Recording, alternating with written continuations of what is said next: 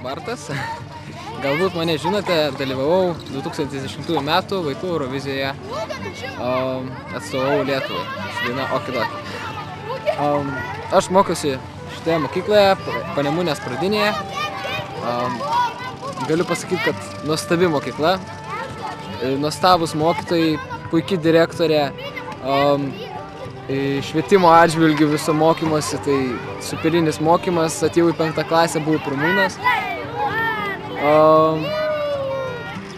Vienas iš tokių didžiausių įspūdžių, tai pats didžiausias įspūdis tai buvo, kad mokiausi šitoje mokykloje, iš gyvenimo turbūt.